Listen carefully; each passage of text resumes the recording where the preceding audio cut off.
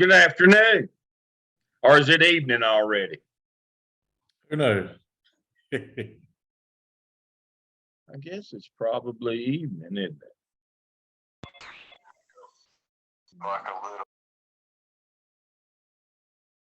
Everybody doing all right? Everybody's excited to be here tonight as I am? Well, don't everybody talk at once. Oh, Lordy.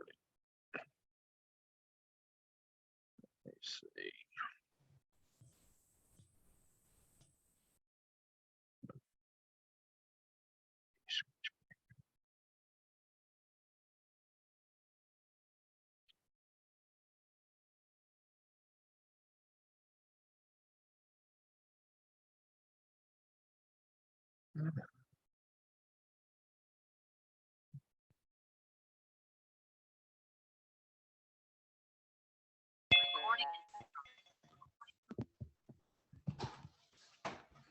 Seven, 6.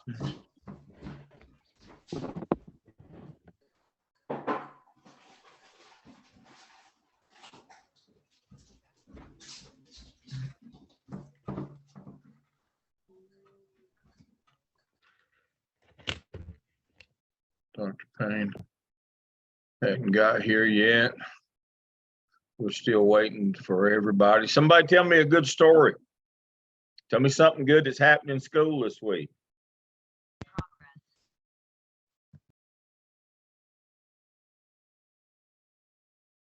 Nothing good happened in school all week.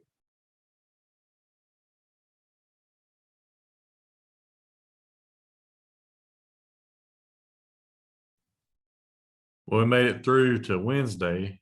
You made it to Wednesday. That's the best you can say. That nothing exciting. You haven't been happy about a thing in the world. No kid has done something special. You haven't seen anything in a teacher's classroom this week that made you pause and look at that and say that's good or that's great or nothing at all has happened this week that was noteworthy.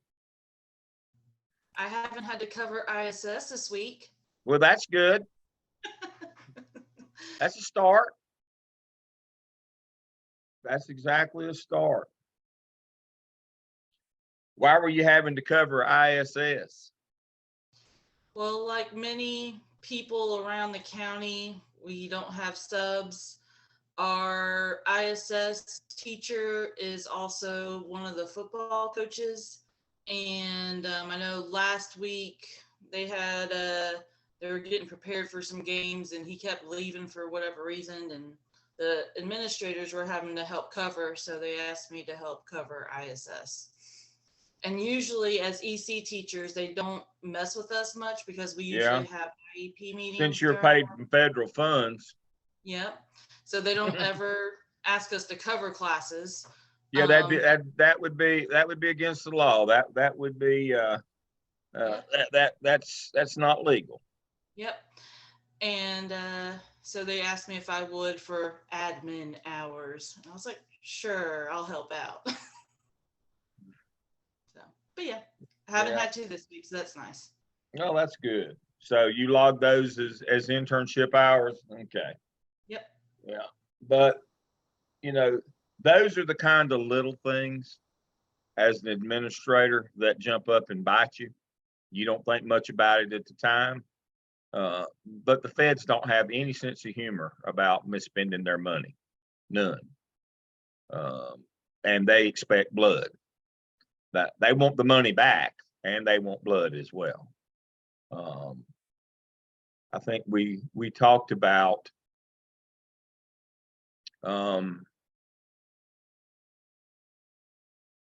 we've talked about that, and obviously the role and the money involved when you do something like that. But that's one of those things that I don't know that we talked about it specifically, but we did in my other class this week.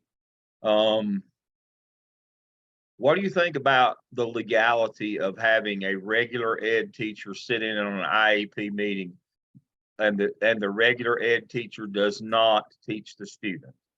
Heather?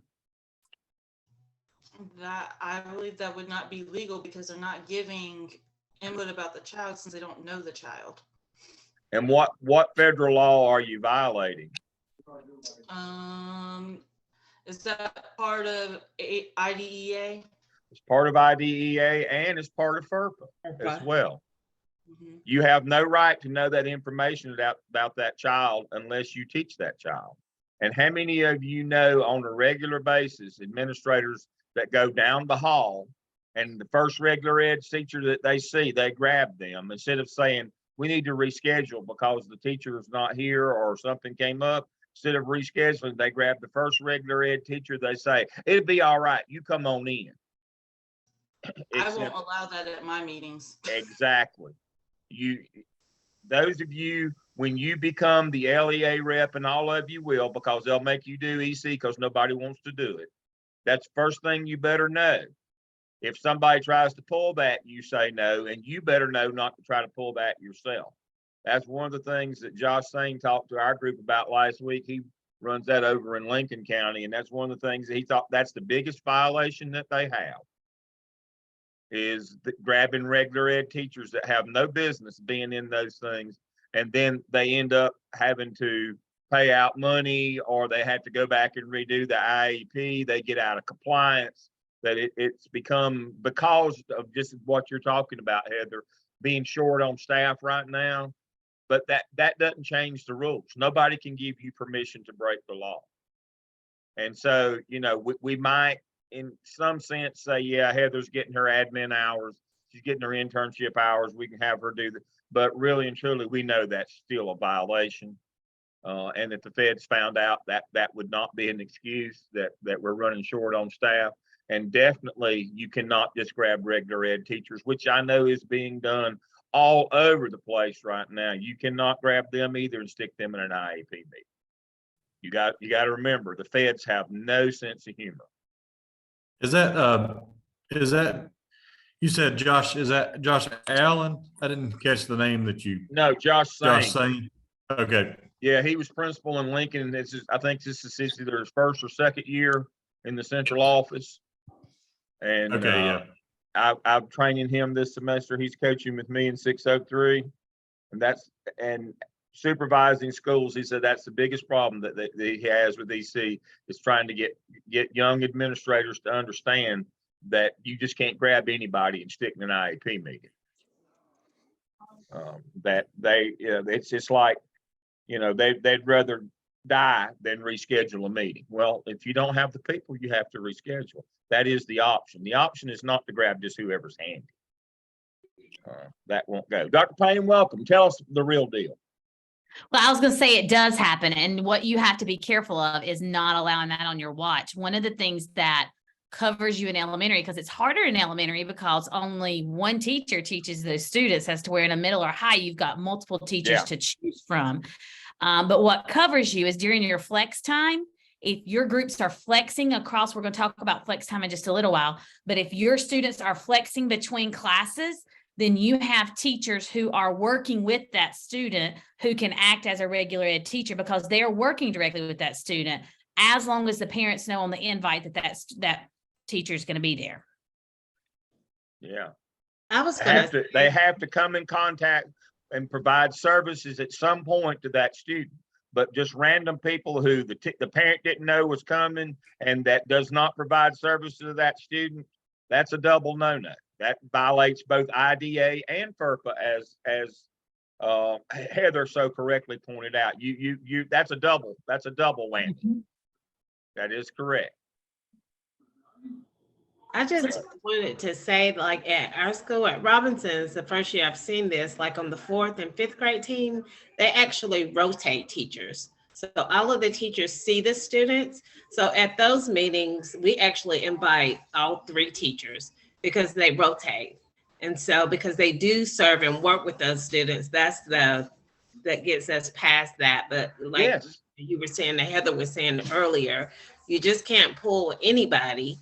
And I've had to cancel meetings myself because the regular teacher couldn't attend, so that is, but this is the first year I've seen, which I really like, because a lot of times some of them may be out or sick, but we have 3 there.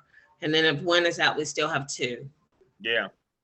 And that's why I brought up flex grouping, because sometimes you've got parents who have to take off work and they have to put in notice quite a bit. They don't just get to say, oh, I'm going to go to my kid's meeting, I'll be right back. They have to put in 2 weeks notice to say, hey, I need this time off to go to my child's meeting.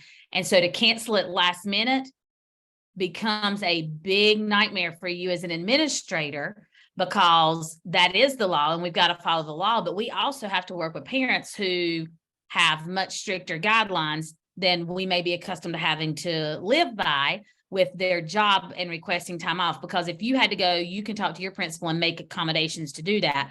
But a lot of our parents don't have that luxury. So that's why I'm saying, if you're an administrator in elementary, you need to make sure that there's some way that different people, different reg ed teachers are coming into contact and supporting students so that you have multiple options. Now, and I'll conclude and let the actual real teacher teach you a little something tonight, hopefully. Please understand that there is an inverse function here that works. And this is the same the world over. There's an inverse function in that the parents that you do the most to accommodate will be the least accommodating for you over issues like this when it comes time to sue your behind off. Just know that up front, that the ones that you went out of your way to facilitate over their job or their convenience will be the ones that are completely unreasonable when you ask for the same consideration. That's the way the world works, the world over. Know that up front, that no good deed goes unpunished when you're dealing with EC parents. If you remember that every day, all day, like the kids say, if you remember that, then you'll be okay. But as soon as you forget that, there'll be an EC parent that'll come along and pull your heart out and show you your beating heart before you die. I guarantee you, they'll cut it right out of your body. So make sure you don't break rules to accommodate parents, but you also are proactive to make sure you give yourself avenues. I 100% agree with that, because they will come after you. And Robert Carpenter always said the bag rule. They're going to bring to you not only that specific incident, that they're going to bring their bag, and everything that has ever happened in that child's educational career is coming out on the table. Yeah, everything bad that's ever happened. Fun times. All right, we're going to get started. How are y'all? Have y'all had a good week? I can't get anything out of it. They said they hadn't seen a good thing all week. Nothing, no funny stories. Didn't witness a teacher doing anything good. They're lumps of clay tonight. They want to be molded, they said. Well, we can mold, but y'all come on. I have had a hellacious week. Are y'all's people off the chart? Yes, I respectfully refrain from answering on the grounds that it may incriminate. Mm-hmm. It has been a week. I have been like, oh my goodness. I said to a principal today, have a great weekend. And he said, Jill, it's Wednesday. And I said, well, let's just pretend. I really did think it was Friday there for a little bit, but we're here on Wednesday. It has been a hard week. The kids are ready for a break. The staffs are ready for a break. And the parents are just uptight. I think there's a lot going on this week is all I can say. All right, I'm going to share my screen so we can get started. One of the things that is so important for us is in looking at curriculum instruction and aligning it, because you all are from Gaston County, we're able to align all that we have learned into Gaston County instructional practices. One of the things when you go to evaluate, because we've talked about evaluation tools, is how do teachers purposefully differentiate to meet the individual needs of learners, right? How do they use data to drive instruction? All of those are embedded in your evaluation tool. So tonight we're going to talk a lot about MTSS, and that is instruction and how we do instruction. And so we're going to go through. We did this, I think, an overview session at one of your Saturdays, but I want you to talk to me. What does this diagram show?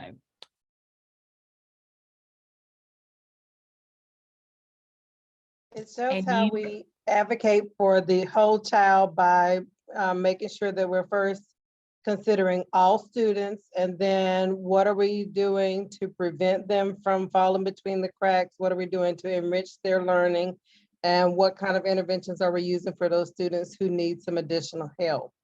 And then we also talk about how we have to include parent engagement, the team, which every school should have an MTSS team. And not only are you looking at how to use MTSS to identify needs of children, but to also identify which children need that extra enrichment. So it's not a pathway to IEPs, not a pathway to EC. It is, what do we do to help these children start planning for post-secondary goals, so forth and the like. Very good overview of that. So tell me one word that MTSS helps us achieve for instruction for students. One word. Give me one Okay. word. I like the word all, Mm. focusing on all students, because we tend to think of, when I, hear the words MTSS, or systems of support, this, you're thinking specific groups of students that may, there may be greater need in certain areas, but really we're looking at, all students and what are their needs. So there's prevention for all students, enrichment for all students, and intervention for all students. It may look different, right? But we are actually targeting all students here. I was going a totally different direction than that, but I love that. Who was going next? I was just going to say, I always think of the word framework, because MTSS is the framework for everything that we do. So that would be the word I would think of, because it's sort of the umbrella for everything. Dr. Lamb, MTSS is under my umbrella at work, at my daytime job. So this is thrilling my soul. Y'all are filling my bucket tonight because you're knowing all about some MTSS. Keep going. I think of solutions, because when I think of the MTSS team and how we work together, I think it's a place to solve problems and help students, whether they need academic enrichment or they need interventions. So I think solutions. I always think of the term proactive as opposed to reactive. Why should we let kids fail before we help them? That's what I always think, that this is taking a proactive approach to try to get kids the help and support they need before. Why do we have to let them fail first? I never understood that model. Of course, I'm not, it goes without saying I'm not too smart, but I don't know why you have to fail before you can succeed. But now there's a lot of people that believe that kids won't learn as much as they should, or it won't be as important to them, that if you let them fail first, that then you can get their attention. I don't believe that, but there's a lot of educators that believe that you need for them to fail first. I like that word, prevention. We close gaps before they really become big gaps. What else do you see? Support. Support. Engagement across, various levels. So engagement's a big part, from parents, from teachers, from community, from the students, all across the board, you have engagement. Engagement. And I think that's so important for us to look at, that parents are a part of this process. They're a part of this framework. It's not just what's going on in the classroom. What about down here? I think one of the most recent pieces that we're focusing on is the social emotional learning piece now, particularly since post-COVID. Every child has anxiety and this, that, and the other. So we're focusing on that. And I find at our school, that's one of the most challenging parts to MTSS, because in middle school, the kids have learned the buzzwords. And so they'll throw it out there real quick because they want to go see the counselor instead of going to math class or so forth and so on. So we're having a balancing act with that piece of it, and trying to get teachers to address it as effectively as they can without just sending an email to the counselor to come get the kid out of class. And it's also a balancing act, because the one time that they don't do it, might be the time that that child needs to go. So it's a balancing act with that piece. And Daphne, I think what you're talking about is we got to provide some professional development to our staffs so that our teachers all know how to engage in that. One of the things that my group's working on for next year is how do we provide letters is going on. There's all this different PD going on, but how do we equip or build capacity among our staff to know how to engage appropriately, respond appropriately, and be proactive in keeping kids from getting to that heightened level to where behaviors happen, inappropriate actions happen, all of those things so that they can stay focused in on instructions. I think so important. Okay, let's go to the next one. I did this earlier and it didn't work. Okay, talk to me about this. This is Gaston County's house, MTSS framework. What does this mean? What does this tell us and how do we use this? All the pieces that fit together to create the success of the students, like specifically the attendance, because we know they have to be there to be able to learn and show what they've learned. So these are the puzzle pieces that fit together, because once you move past that, are they there? Do they have behavioral issues? Are they able to pay attention? You have to go through those processes to actually get to if it's an academic issue or behavioral or attendance, because it can be all those things. And it also reminds me that we have plans, MTSS plans for attendance itself. So it's not just the academic piece. There's a lot of pieces that we can give that support. Absolutely. What else?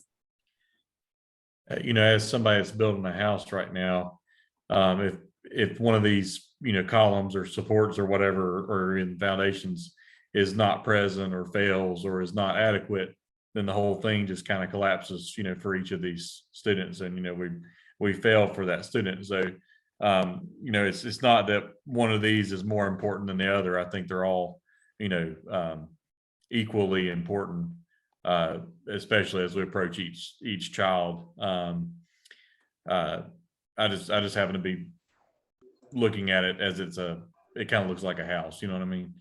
At the very basic level, but and it's designed that way because it's designed to say that as a framework, you have a frame in a house that holds the house up, that causes the house to stand. But let's look at the foundation of our house. What is the importance of a team, the problem-solving team, your leadership team, your PLCs, and your school improvement team? What is the importance of that in this framework? Well, one of the things that I've used, because I'm kind of I am our MTSS chair, one of the things that I've have used this model for is to let everybody in the building recognize that they are a part of what happens to each and every one of our students. So everybody's, it's all hands on deck. It's the social workers, the nurse, people that we typically don't hold accountable for MTSS. This system says, no, everybody who works in this building is a part of this process and that everybody has to carry their weight. So it's all the teams. It's your problem solving, your PLCs, your SIT team, your NTSS team.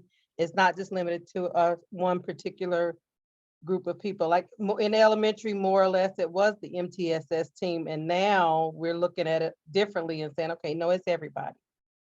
That's exactly right. So what I want to spend a little bit of time on tonight to start with is this foundational part. And I want to talk to you about why this is important in curriculum, what it has to do with our class with curriculum and instruction, but also the data we use and the evaluation tool that we have. So the MTSS leadership team is going to use data to look at school-wide problems. That's not where we're looking at Wood as a student. That's where we're looking at 9th grade, 10th grade, 11th grade, school-wide, 3rd grade, 5th grade. Are we looking at bathrooms being an issue? And I'm thinking behavioral right now. Are we looking at transition time, or is it in the classroom? Is it these 3 teachers in our building that's causing all of our school-wide issues, or not causing them, that are writing up all the issues? And if so, then we begin to drill down and say, where's the real issue? But the MTSS leadership team looks at the attendance data for the school. Are there things that we can do to promote a higher attendance rate? Because we know, as Savannah said, students have to be in school to learn what we need them to learn. The next phase is once we know that students are engaged, before we go into that, we also have to look at behavior, because students have to be on task and engaged in learning to gain the maximum benefit of the instruction that is provided. So we have plans in place, and we're going to talk a little bit more about this, but to address how we do behavior. Then we address the academics, and SEL is embedded all the way through. The academics that we have talked about, we've talked about all kind of different strategies that are part of your core instruction. How do I deliver instruction? We have these resources, we have these materials, these curriculum guides that we have to follow. This semester, we have learned all of the different instructional strategies that we can use to deliver that instruction. How do we monitor how teachers are engaging students through the delivery of their instruction? But that's core. So then we're going to talk about the next level, your tier 2. What are we doing to meet individual needs? What are we doing to address, go back to this picture or this image, the prevention, the enrichment, the intervention. Okay. So that's when we're doing small groups. That's when we're doing project-based learning. That's when we're doing personalized learning, all of these different things to help grow our learners. Okay. And then SEL, this year, we have just really started core SEL. Core, we call it, does anybody know what we call it?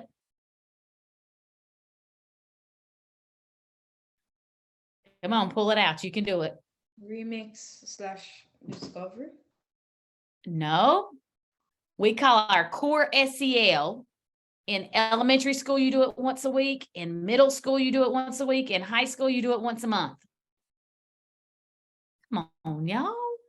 Is it those wellness lessons? Like, How many people are doing wellness lessons? Go ahead and tell me the truth. Wood, do y'all do your wellness lessons? Yes. Dr. Payne, okay, what is a wellness lesson? So I suppose that probably answers the thing. Now listen, we were supposed to do something during a RAM time. Okay, that was your wellness lesson. So I need you to go. I bet that was I was actually doing something during that time, but I think the students did do it. So I think it is being done, but I did not see it myself. And I'm not fibbing, like, yeah. So I'll tell you, my daughter came home. Wellness is where we're taking SEL. Why do we do that? So let's put on the lens of administrators. Have you heard parents fussing and being concerned or questioning, not necessarily even parents, but just society, SEL? Have y'all heard that? People are really concerned about what are we teaching their kids with SEL? Well, SEL is not a bad thing if you're teaching the strategies. So let me go down here. This is what we're going to talk about next week, son, but I just want to show you. Here's SEL. We're looking at self-awareness, self-management, responsible decision-making, relationship skills, and social awareness. That's what we work on in our wellness lessons. We call it wellness education because it's just strategies to help kids be successful and healthy and well. And it's how to promote self-wellness, self-care. Okay, let me go back up to where we were at. So that's embedded in all that you do. Elementary teachers should be teaching that in their morning meeting. Middle school teachers teach that once a week, and it's in their social studies block, or it's where it's supposed to be. High school teachers are supposed to teach it during their advisory time, their RAM time. So that was good that you said that because that made all the puzzle pieces fit. But it should be happening. Now, I'll tell you, my girl came home and she was like, oh my gosh, we were in advisory today. And Mama, we are doing the dumbest things. And I was like, they're doing what they're supposed to be doing. It's good stuff. So I know that they're doing it, but we've got to get to the point where kids are buying into understanding that mental health is important. Taking care of your mental health. And it's okay to say, I have an issue or I have something going on that I need support with. And so teaching students that and teaching them how to advocate to get the support that they need to be well is important. And so that's the reason if you, as an administrator next year, hear that your teachers aren't doing it, it's important, even in elementary school, for us to teach kids to be aware of their feelings, to be aware of their strengths, their weaknesses, to help learn how to regulate, how to organize, how to build relationships. Those are all life skills that kids need to be successful. Now, off my soapbox, let me get out of my Gaston County hat and get back onto track. We have our MTSS teams. This is the foundation. This is the group of individuals at your school. Most of you should have an MTSS leadership team. In elementary, you don't have as many people. Sometimes your MTSS and your school improvement team are the same. And one meeting a month, you look at data for your school. The other meeting a month, you look at your specific school improvement strategies. Then you have your problem solving team. That is where your kids that need to go to tier 3 interventions, where you're looking at what are those intense interventions, how do we apply them? That's where those students are being talked about. And then in your PLC is where you usually talk about your core data and your data for your tier 2 interventions, so that we can begin, like Dr. Lamb said earlier, not waiting until it's way big problem. When the problem arises, we begin to then put them onto our tier 2 plans as they're showing those deficit skills.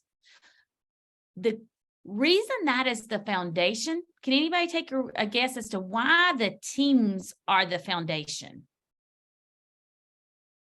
Because the teams are making the decisions to put all of the core components in place so that you can focus on the interventions after that.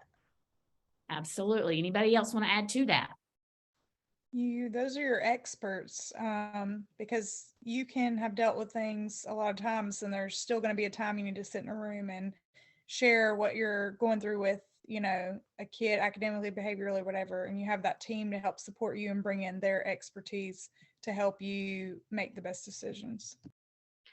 Absolutely. And they're the ones that are going to help us align that research-based practice, those research-based interventions across the board to your individual students, and help you know how to, like Savannah just said, and Angie said, to best meet the needs of the individual students.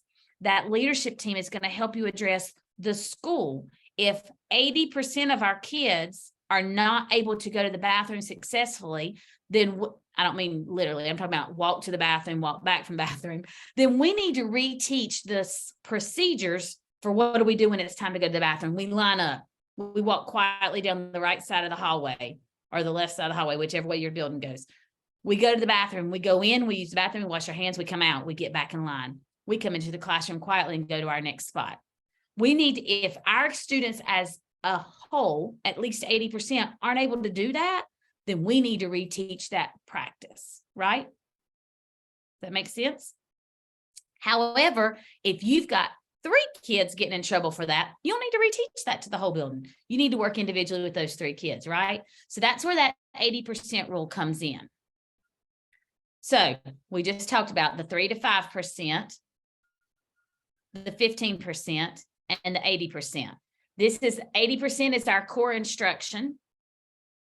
This is our tier 2 instruction, our interventions. Who knows what interventions we use as a district for reading? What are the interventions we use as a district? Did you say for reading? Fire. Fire and mega words. Spire, mega words, what else? Anything else? M-Class Florida Center of is how we progress monitor. Yeah. M-Class. Florida Center, are we using that for reading still? They used to use that, Savannah, but when they implemented Spire, we quit using the Florida Center, I believe. Almost positive. We just use Spire and Sound Sensible now, basically, for interventions across the board. Elementary is Sound Sensible, Spire, and some M-Class. Then we go to middle school, you're doing some Spire and mega words. And we go to high school where it's mostly mega words. What do we use for math? Ready. Transmath. Transmath is middle high. Elementary, what do we use? AMC. AMC. So we have curriculum resources that are identified and research-based for those interventions. Tier 3 is going to be trying an additional approach to that. It's going to go more intense with the intervention sources that you are using. I know in middle school, for our tier 2, a lot of our tier 2 interventions in math are already interventions. And then when they go to the upper end of tier 2 to begin to think about tier 3, that's when they go into trans math. So those are the things that we do. So I want us to go back just a second. And let's talk about, we have an attendance protocol, and I'm going to show you that next week. In behavior, what do we call our core behavior that we do, our core behavior practices? You watched a video on it at the beginning of the year that was, everybody fussed about that modern teacher video because it was going to be so hard, and it was 3 minutes or 4 minutes. Do y'all remember? Positive. Positive PBIS. behavior intervention support. So what is that? Tell me what that is. It's your core behavior plan that you put together. Usually it's a matrix that a lot of people will use that will say like the different areas in the school and the expectations and things like that. And then like there's usually a reward system in place as well. And in the classroom, what does that look like for a teacher? Angie mentioned you got your matrix that says, here's the places in our building, here's the expectation for behavior, and here's what that looks like. What does that look like in the classroom? Your classroom procedures and expectations. So tell me why you think it's important as an administrator who's going through, or a future administrator who's going through curriculum and instruction, who's evaluating teachers. Why is it important for you to know all this about PBIS as your core practice and what that means? Again, it goes back to how Savannah pointed out, not only just attendance, but after you nip the attendance in the bud, the behavior can't be so disruptive that students can't learn. Okay, so think about it for, Daphne's talking about the students' behavior. Now think about it from you're coaching a teacher. You're an administrator, you're coaching a teacher, and you go in and observe her classroom. Why is it important for you to know what to do here? I think you need to make sure all the teachers are following the PBIS plan within their classrooms. Like the school-wide plan also needs to be followed in the classrooms. And positivity is a large part of that, which is what I see lacking most of the time when I see it not working. But they need to have their procedures in place that match the school-wide expectations too. Daphne had a really good write up in the discussion board on basically it was the mission and vision, like getting everybody on board is essentially, it needs to be a strength of the principal, is knowing that, you know, maybe you don't have the strength, maybe the strength lies in other people. Does that sound kind of fair, Daphne, as to what yours was? There's a line in there, maybe I'm misquoting there, but there's a line I really liked and I just commented on it. But it goes back to, you know, making sure that everybody, it's kind of what's being said, like everybody's on board with what is the mission and vision and how is their classroom practices supporting that mission and vision. Where does PBIS fit within that, within the school, and also not just within the school, but within the district, you know, because this is a district aligned initiative, right? So I think that is why it's critical for us to understand as administrators is, you know, it's not only just for our schools, but we're also, you know, doing this on a district level, right? So we need to make sure we have consistency across all the schools. So let me ask you this. You are, y'all are right on this. We got to know how to do it. We've got to know what the district initiatives are. We've got to know how to address and what we should expect when we go in our classrooms. So if you go into a classroom and you're observing, or let's say you're analyzing your discipline data, your behavior data, because we're still on behavior right now. You're analyzing your discipline data. Marcia, do you care if I pick on you? No, go ahead. So Marcia has all of these write-ups and you're like, dear Gussie, I am dealing with Marcia's kids more than she is. And you'll think that about a teacher at some point, okay? So when you realize you're spending as much time with Marcia's students as she's spending with them, and she has the highest number of write-ups in your building, what is one thing you should probably go do right away? Observe. Perfect. I think it's evident right away if the teacher, you know, has these systems in place, or I think it's easy, you know, to see if the behavior management is there. So our role as administrators is that we have to go trust but verify. Marsha's writing all these kids up, but I need to go make sure Marsha's doing her role too. Does Marsha have procedures in her classroom, or is she letting kids run amok and then when they get on her nerves, writing them up? Has that ever happened? Guess what? When kids get written up because teachers are letting them run amok and they don't have procedures in place, then guess what happens? There's a loss of instructional time. But probably the bigger issue is not even the kids getting suspended, it's the daily instructional time. If they're not engaged, they're running amok all the time, they're not learning. And who's responsible for the learning in your building? You are. You've got to monitor that and make sure. So if you get a teacher, don't let yourself get so caught up in doing discipline, because you'll do discipline year one. Don't let yourself get so caught up that you don't stop and analyze your discipline data to know how to go and have those crucial conversations with teachers, to use that data when you're doing evaluations. A safe and orderly classroom is that first standard, right? If Marsha's writing kids up 24/7 and they can't stay in her classroom, is that a safe and orderly environment? Is that a great time to have a conversation to say, Marsha, I've got you as developing, or Marsha, you're as proficient. Let's talk about, you are the number one referral in our building. What do we do to increase the amount of instructional time kids are being able to take advantage of in your classroom? Let's talk about when I observed and all of the walkthroughs I have done. Do you think you have high time on task? Are there procedures? Let's walk down to your classroom and look at your procedures. Do you see how? Well, kids know the procedures. Crucial conversation opportunity right there, right? For you to talk about her responsibility is to teach procedures so that you can increase instructional time. I will talk to you about Woodhill. We, this year, have gone in and worked intensely we have a 180 Academy there, but we worked with teachers on PBIS, we started last year, and how do we really engage students in the learning? The difference this year is they already have 320 less students out of school due to discipline. Hold on. 320 less days of lost instruction because kids are now in school instead of being suspended. That's huge, y'all.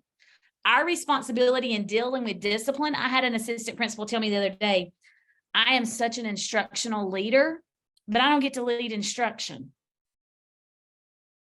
And so I pulled the matrix up, this same picture right here of the framework, and said, as an assistant principal, you have to do your time. You have to do all the things that you don't love to do, but that's going to help you be a better principal. But more than that, you've got to be able to put in perspective what you're doing and how it relates to instruction. If you can help teachers have right procedures and you can put interventions in place for kids to be engaged in learning and not out of the classroom, are you making a difference in instruction? Absolutely. Absolutely. Because what's the most important part of the matrix? I mean, of the framework? They got to be there. They got to be there. So your role in instruction, I hope you're getting to do other things with instruction, but your starting off role, you've got to make sure kids can be in class. You've got to make sure that the conditions are favorable for them to go in and know exactly what is expected of them and how they're supposed to achieve meeting that expectation so that they can remain in class. All right. So next week, I'm going to spend some time talking to you about what we have available for you as an administrator to engage students in that learning. So I'm going to spend some time on that next week. We've already talked about our tier 2 interventions in academics. And this year we are just doing core instruction for SEL, for wellness. What are some of the things that you can do for kids who have more of a wellness need than your weekly meetings? What are some things, referrals you can do to try to help get additional support? The guidance Guidance counselor or the counselor, school-based social therapist. workers. Yeah. We are almost at every school having a school-based therapist. So you can use your guidance counselor and you can use, they will help you get connected with all of those services that are available for students. So when we look at instruction, when we look at using the MTSS framework to make sure that all kids can access instruction, and so that we are, like Dr. Lamb said earlier, not waiting until a kid's sitting for a Warlick hearing, but in elementary school, the first day of school every day, when making sure that teachers are revisiting the norms, the expectations, the procedures, all of those things throughout the year. What does this picture tell you we have to do? And we need to understand the difference between fair and equitable, that the first picture shows what's fair. Everybody gets the same box, but it's not equitable because the little guy in the purple shirt has the same box, but it's not going to help him see. And so that this picture is actually one that I used to always use at the beginning of the school year to have that discussion with kids, even in kindergarten. They get it when they see this, that, okay, some kids are going to need something else different.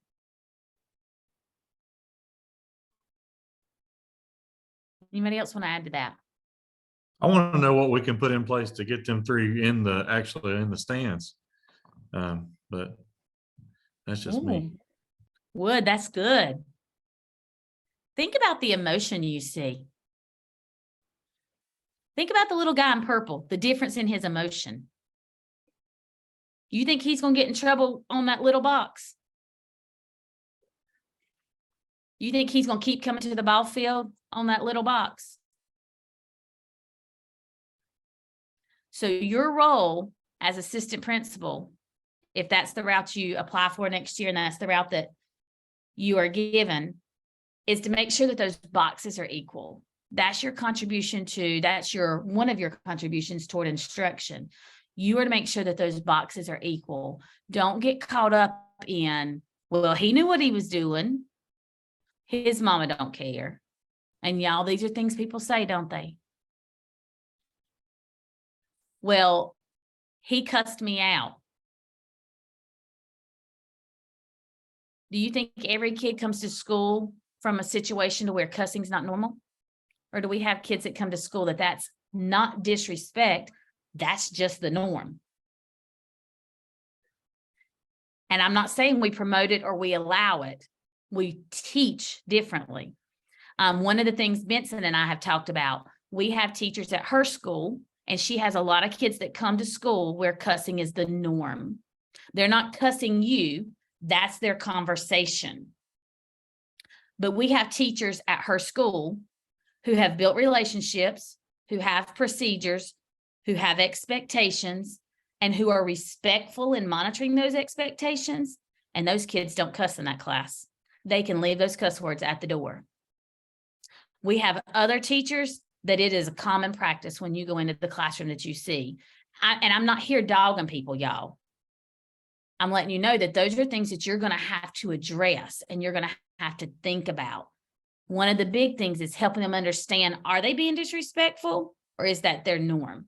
And just because it's their norm doesn't mean we tolerate it, but it means we do what? We put a box in place and we reteach it and we help them understand the importance of what they're doing and get them to where they're in class, right? Now, never will you hear me say that disrespect and disruption of classroom or any of that is okay, or that we allow kids to continue to do that. But I do think we have to make sure that we as the adults realize that kids come to school now with a totally different set. When I was in school, I don't remember a kid ever cussing a teacher out, ever. It happens on the regular. And so we have to reteach and retrain, and without being disrespectful to the kid and to their mom, because that's not the kid's fault that that's the norm, right? So we have to reteach that that's not how we speak to each other at school. And I want to be kind to you and I want you to speak to me kindly back. And we have to continue to model that. And the first time they do it, we don't lose our mind. We say, try that again. Remember, part of PBIS is we teach, We reteach and we give them an opportunity to practice that skill that we've just retaught. So when Cooper Payne would look at me and say, crap, and we didn't say that word, I would say, that doesn't sound pretty. I need you to try that again. And she'd have to re-say it again. Why? Because that's how they learn the appropriate way to do it. Whew, we are on Jill's soapbox today, but I really think it's important for you to understand the way you get to instruction is by making sure all of these other things are in place. The last thing that I think is super important, we did this with our directors the other day, is you're gonna, and this is gonna be one of your week activities. You're gonna think about personal. What are the things that I need to have that are core personal things that I do? I go to the grocery store, I pay bills, I clean my house, I wash clothes, I go to volleyball games, I do this, I do that, I go to work every day. What are the things I need to do a better job of that are a higher priority?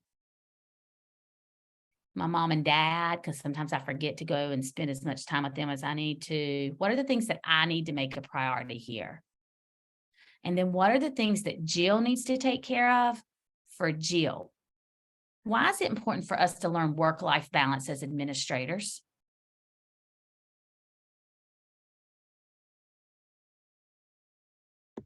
Because you can be overwhelmed, just overwhelmed with it all and neglect yourself and your family and everything else.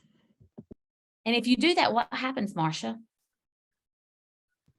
Then you're not going to be well. Your family's not going to be well. No one's going to be happy. So. And do you think if this work-life balance, if your life balance, and I'm going to tell y'all, I'm horrible at this. Horrible. But if your personal balance is not in check, do you think your work life, you're going to be able to do for kids what you need to do for kids? What I want you to do over the week is I want you to think about what are the things. I'm finishing up grad school. I've got one more semester. I'm going to be applying for administration. What are the things that need to be my core, what I do every day? What are things I need to focus on over the next 6 months? What do I need to focus on me professionally? Next year, it might be that I look at this as my core, my school. What do I need to be doing? My staff, my leadership team, myself. You can look at your work issues in quite a few different ways. I want y'all to take a little bit of time over the next week, and I want you to begin to think about, how do I take care of me personally? How do I take care of me professionally? Because here's one of the things I know Dr. Lamb has talked about quite a bit over the last couple of semesters, and that is you guide your path. If you become an administrator and you lay back and let everybody do whatever and you just follow suit, you're not going to make the impact as to where if you lead. Even as an assistant principal, you work with your principal to lead. How do you lead? You've got to take care of you as an administrator, as a professional. You've got to grow. You've got to learn. You're going to have to work. Your colleagues that you're working with right now, that might be part of your yellow group, your tier 2 group. My colleagues to help me ask questions that I don't know how to ask or that I need to find out information for, right? This yellow group can be any group of individuals that you need to support or use to be supported. How many people think that work-life balance is already a struggle? About everybody's raising their hand. Alex, I'm going to use you and Emily. Y'all got new babies. You got to think about when you go to interview, and we're going to talk a little bit about this, you've got to be able to have work-life balance, because as an administrator, what I will tell you, and this is not a negative, but you and your principal, you do a lot of stuff that's not on an everyday thing. And you're like, I get off at 5 o'clock. No, no, you don't. If you get a kid that calls on the weekend and they are having a mental health crisis, we have to stop and call. I was on the cruise calling principals because we had issues, because there were certain things going on. So finding work-life balance is crucial. Knowing what you need to do to take care of you personally and professionally, your team, whether that's your team at home, your team at school, and the everyday life core is so crucial to you being able to facilitate the MTSS framework, which ultimately impacts academic achievement. Okay, now talk to me about what you think about that. I'm going to stop sharing because I want us to have conversation now. What do you think about how we just went all around the world and back?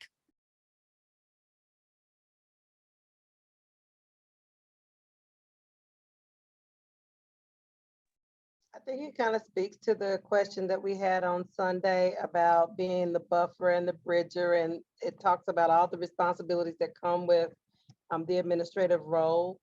And this just brings it full circle as to us paying attention to the structures we need to have in place to help us be effective, but then the personal structures we need to have in place so that we stay well enough to do our job and perform it effectively. Absolutely. Who else? Sorry, I'm about to die on my computer. I think if that balance is off too, it can mess with your judgment. I know for me, if I get enough rest, if I'm well, if my mindset is clear, and my judgment is different than if I'm just all over the place or I don't have everything that I need. It's almost like Maslow's hierarchy of needs, just those basic needs met so you can function and do.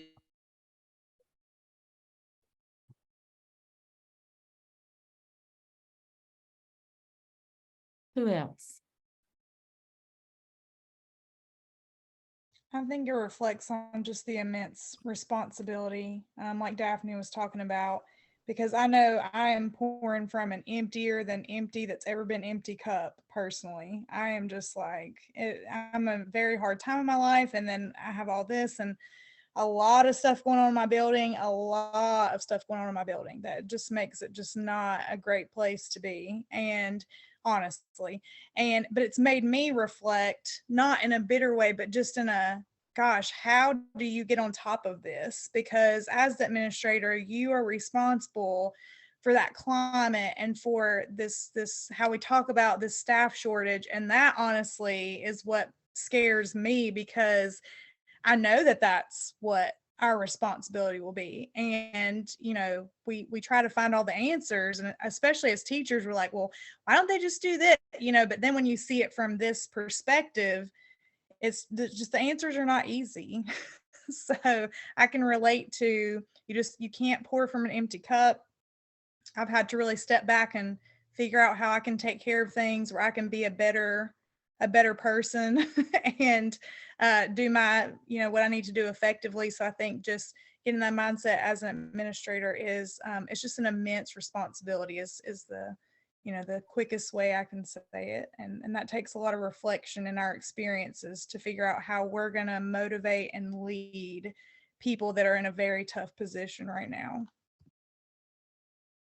And so the only advice I really can give you when you are in an empty, when your cup's empty, and then you get challenges is, and this came from my mom growing up, everything you look at, you can find good or you can find bad. And sometimes we acknowledge that there's bad. We just acknowledge it. It is what it is. This is there. That doesn't lower our expectation of what we're doing. I'll never forget when I met with teachers on the Tuesday before we went home for COVID, and we knew we all had to come together and we had to change how we were doing everything. I could go into my staff and say, I don't know what we're going to do.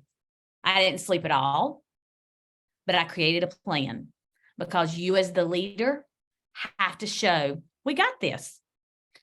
You have to go through and say, I don't really know how we're going to do everything, but we've got this. We're going to focus on the things, and we always say control the controllables. What do we have control over, and how do we move forward with that? I was able to talk to my teachers about what are the things that are your concerns. Now let's brainstorm what we're going to do to solve these problems and how we're going to overcome this. What we know is that we're Hawk's Nest and we don't do things halfway, no matter what. We know that we're Hawk's Nest and kids get the very best every single day from us.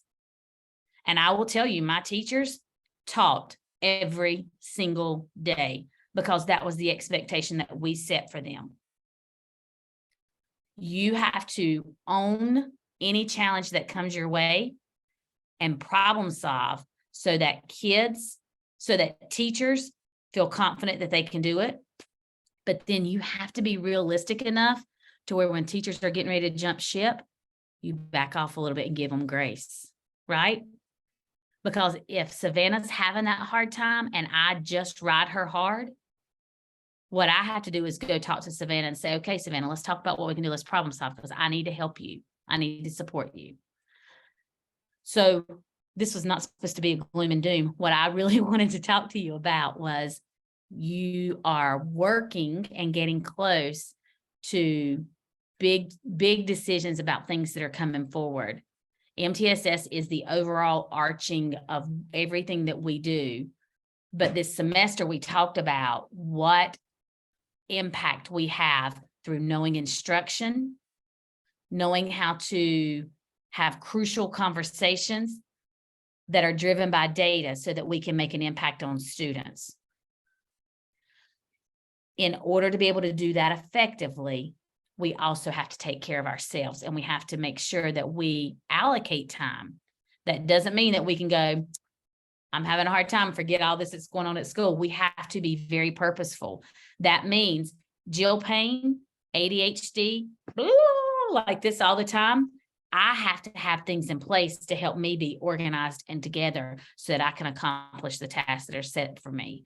So when you're looking at what are the things that you do to take care of you, it may be that you have to put things in place to allow you to do things successful so that you're not running in circles, right? Who else has something? Dr. Lamb, do you have something to add to this today? It's a little bit of a different approach, but I really feel like it's important to show them Gaston County what we're doing and how their role is going to impact instruction. That you are the last line of defense. You are the rock. You can't ever throw up your hands and walk away. They pay you to make a good number go up or a bad number go down. It's all about performance. You can't ever just say, well, you know, I'm defeated. If you give up, your teachers will give up. It's just that simple. They will look to you. You know, it doesn't matter if you're sick. It doesn't matter if you're down. You got to find it within you. Goes back again to Jackson Brown. The only time that seems too short is the time we get to play. This is when we get to play. You got to be on every day. This is your chance. This is your time. This is what you do. It's who you are. You can't give that up or give it over or surrender it to anybody else. You are the last line defense. You are the champion for every child in your building every day. That's what we pay you to be, is you're the champion for every child in your building every day. And back to the original thought process tonight, you know, you've got to have that umbrella. You've got to be looking after every child. You got to make sure every part's working. You got to do the same thing for your teachers, and then to at a certain extent, the same thing for yourself. It's a model for success in life. Just that simple. And again, I'm going to reiterate this again. When I first started teaching school, especially the men that I taught with in the high school most of them were World War II veterans. They were at the end of their career and I was at the beginning of my career. And it was a common cultural thing. And even some of the ladies, it was a common cultural thing that it was a good thing for kids to fail. That it was okay. I had an old principal that told me that kid doesn't need a good teacher every year. They need to have one that makes them struggle and fail. That's a good thing. Folks, that's not true. It's not a good thing to let kids struggle and fail. It's not a good thing to let your faculty members. struggle and fail. When I first started teaching school, they gave you your register, 2 old dried up erasers, a box of crumbly chalk, and sent you to the room. And you either made it or you didn't. Those days, we look back on them now with nostalgia. They were not good days, folks. I lived them. I know. The good old days weren't the good old days. Less than half the kids finished high school. We can't return back to that time again just because times are tough. If you think about it, and I don't mean to lessen what folks have gone through. None of you lost your jobs. Everybody was able to come to work or have a place to work, and yeah, times were hard on everybody. But in general, those of us in the school business had it a lot easier than a lot of other folks. Need to be thankful for that. Need to be thankful for what we've got and what we get to do every day. And we've always, every day, we ought to get up and be thankful that we're in the business that allows us the opportunity to do the things that we do and have the impact that we do and fulfill our mission to serve God and serve humanity. Every day, we get to do that. Not much better job than that. So as a first grade teacher that I had 35 years ago, when I was elementary principal, I had a first grade teacher who used to say all the time, "Suck it up, Buttercup." Okay, so we're going to finish up She was the tonight. best teacher I ever had. My daddy says that, so that cracks me up. So we're going to finish up tonight. Really, it's not gloom and doom. You guys are getting ready to embark upon a big, big role that you're going to be able to make such a difference. My goal today and next week is that we really spend some time on what is MTSS and how do we understand what we're going to be doing and how it impacts kids learning. Dr. Lamb's exactly right. There's times when you're exhausted and you'll still have to pull it and make it happen. Had a teacher today that called me in her school, not in our district. Her school got put into a lockdown today because there was an active threat. And she's a new teacher and she was so upset this afternoon. She just was like, I don't know, And I said, so tonight's your time to cry, to get mad, to question, to do all those things, because tomorrow, and think about this, your role is to go to school and be strong for those babies, and they don't need to know that you're the least bit worried about anything. You're going to reassure them that you've got them taken care of, right? Is that what each one of us would do at school tomorrow if that was the case? Same thing for your teachers. They're your students. You've got to go in the next day if there's a big issue. If Savannah's talking about when there's something comes your way or a new initiative or drama at your school or whatever it is, you've got to go in and be that steady, that rock. So 2 seconds.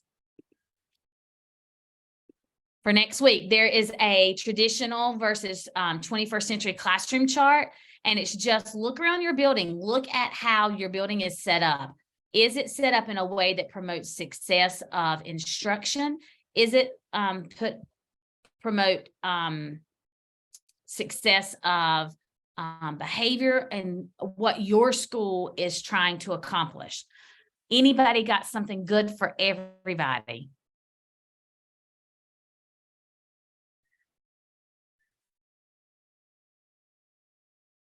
You can. Everybody's heard this, I think. I think I've told it before, but it bears repeating again. Who knows who David Faraday is? The golfer? Yeah, Alex knows. So David Faraday is a golf announcer now, but what a lot of people don't know about him, when he was a young man, he was a great golfer. He wasn't good, he was great. But unfortunately, he was an alcoholic at a very young age, and he was somewhat able to manage his alcoholism and other drug dependencies, but was a terrible, terrible alcoholic, but was a supremely gifted golfer. And he even played in a couple of the Ryder Cups when he was a young man for Europe. I mean, he was Irish and a tremendous player.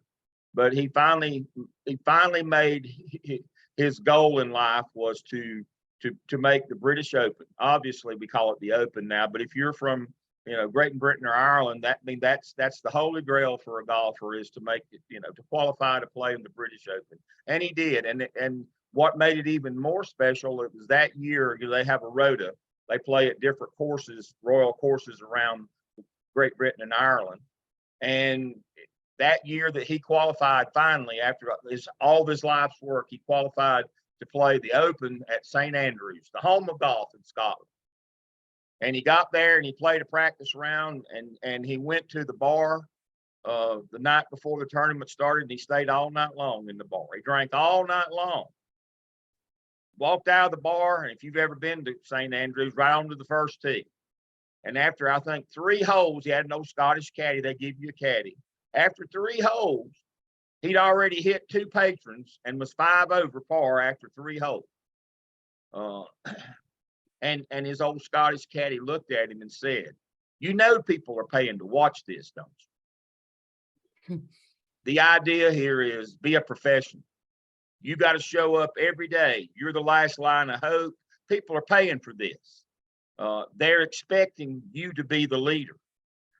Whatever baggage you've got, whatever problems, find a way to deal with them. But when the light comes on and it's your time to play, then you've got to play. You've got to get after it. Be a professional. Get yourself squared away, whatever it takes. But people are depending on you in this line of work. And the stakes that we're playing for are much more than a golf tournament. We've got these young people's lives in our hands. Don't let them down. All right, you guys. Get rest. Thank you for your attentiveness. I will not talk this much next week. Next week, I'll put you in some groups and we'll do some interactive things. But thank you for being attentive. Have a good evening, and I will see you next week.